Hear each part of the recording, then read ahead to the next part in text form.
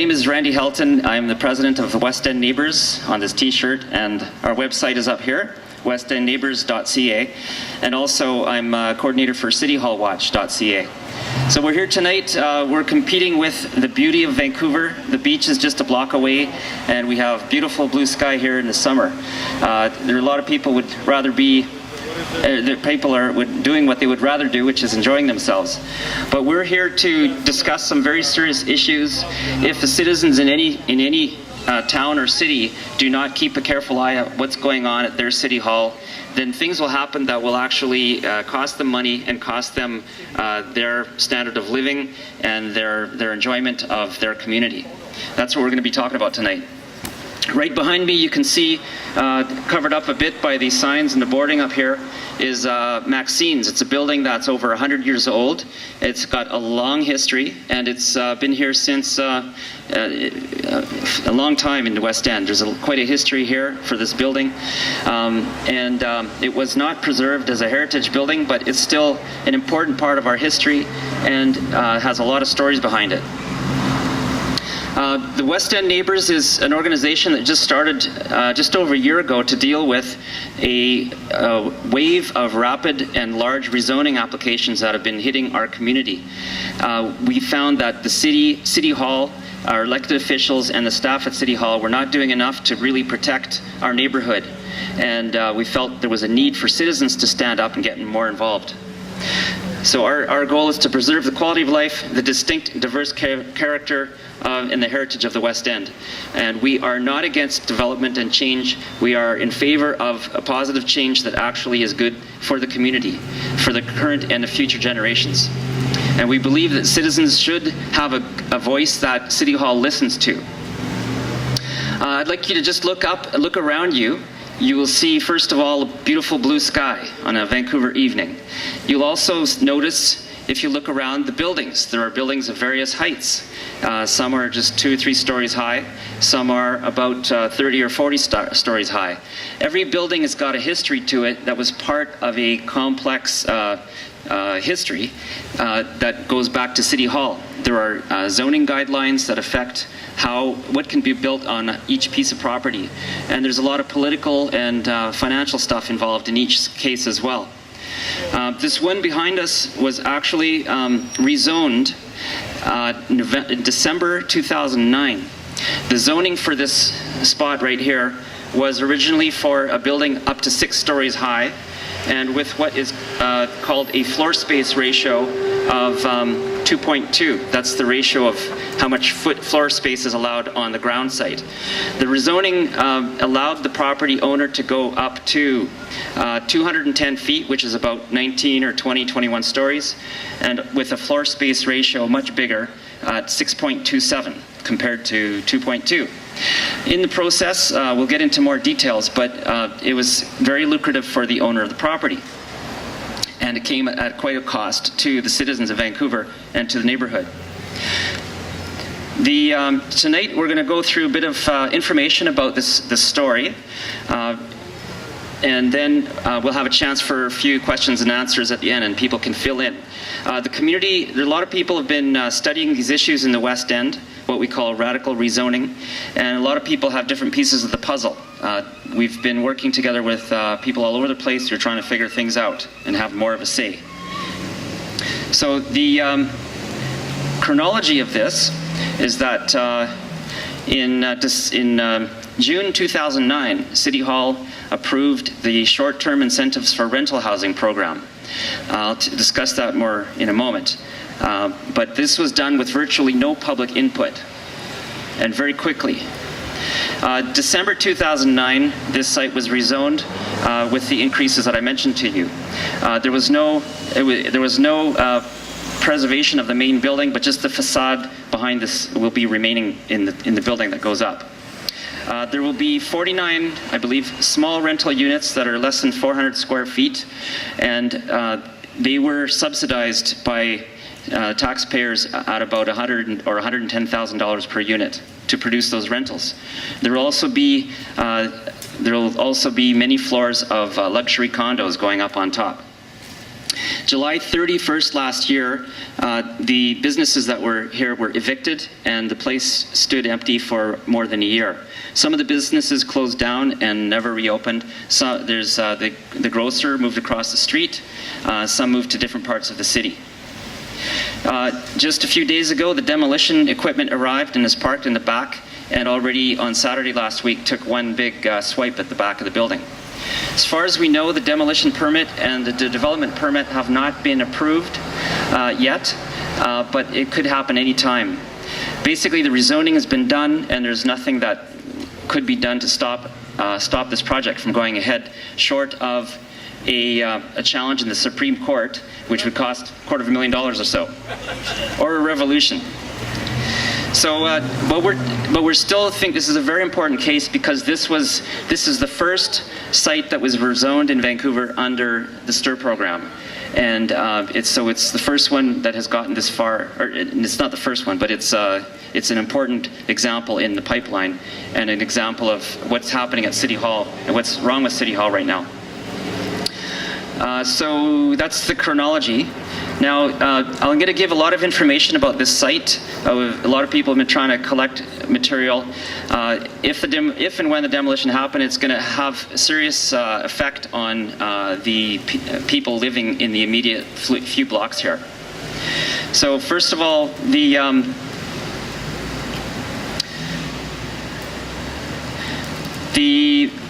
address has been, I'm going to give a lot of information, and you might need to reorganize it, and we'll put some of this up on the web. Much of this is already on our website, westendneighbours.ca. So the original address here was it was registered under 1215 Bidwell, but recently it has been changed to registered address at 1718 Davie Street, and several of the smaller lots have been consolidated into one piece of property. So now the address will be on Davie Street. The latest mortgage on the property is in the name of a numbered company, 637083, British Columbia Limited.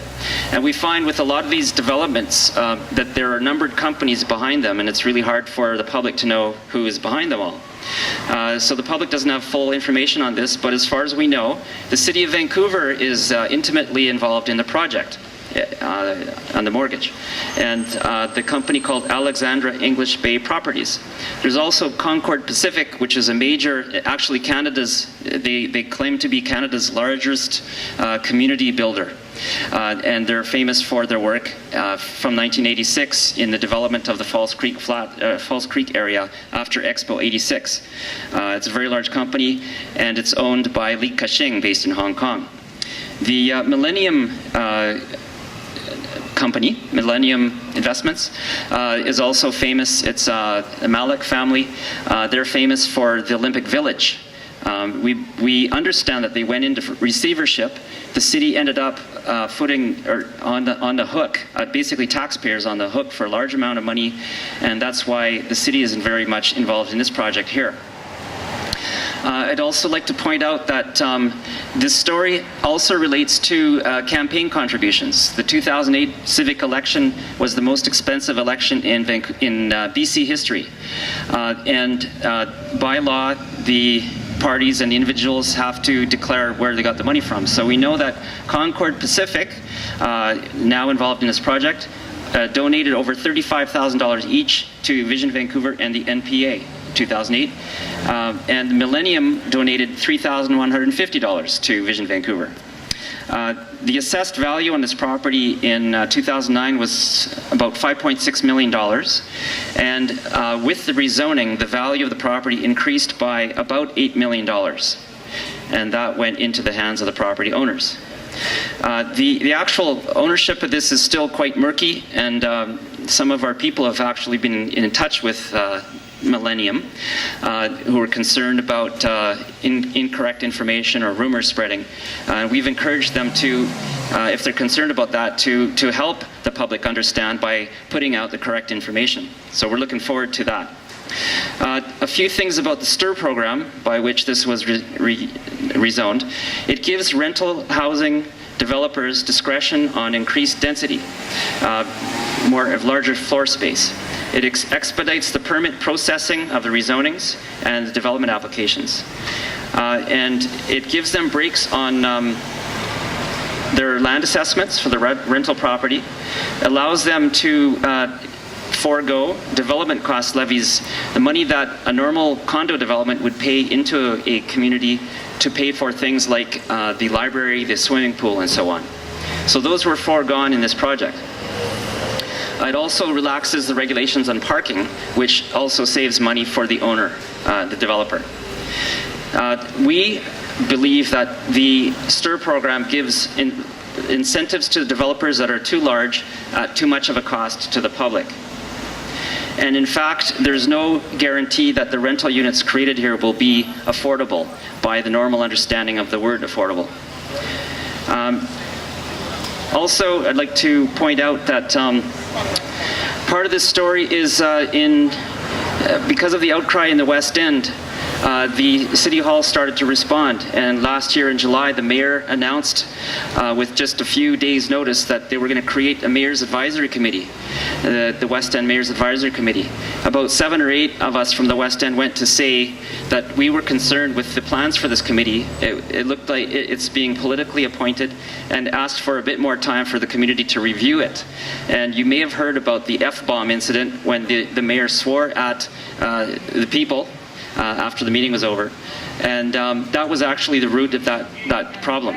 We were there to say there should be more time for the community to look at this politically appointed committee. That committee, the West End Mayor's Advisory Committee, has met several times in the last year, never once for the public in the West End, and they just released the report to the Mayor a few weeks ago. The Mayor now is planning to adopt many of the recommendations in the West End.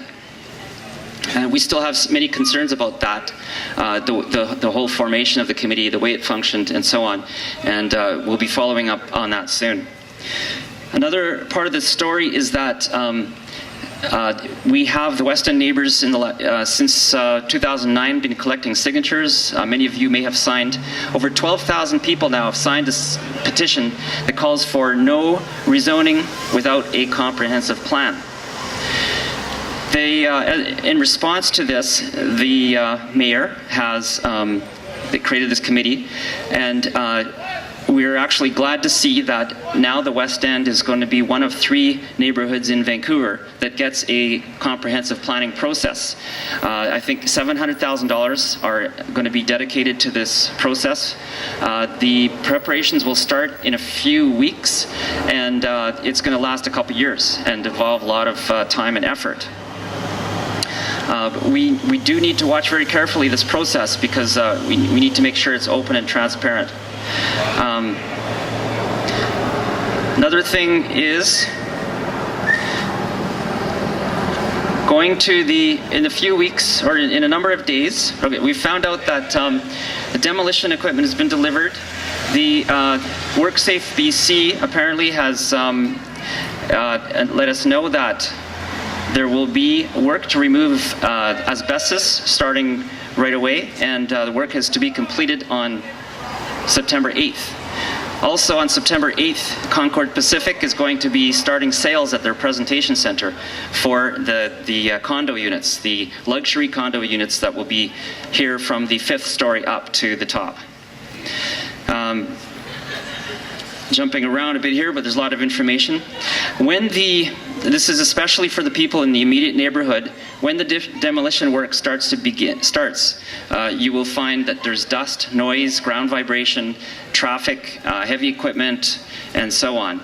And after the demolition, then when the construction begins for 19, 20, 21-story building, there will be several years of impacts on the immediate neighbors. And then after that, the building is going to be standing there for maybe 100 years. Some views will be blocked, yes, and there will be also shadows from this building.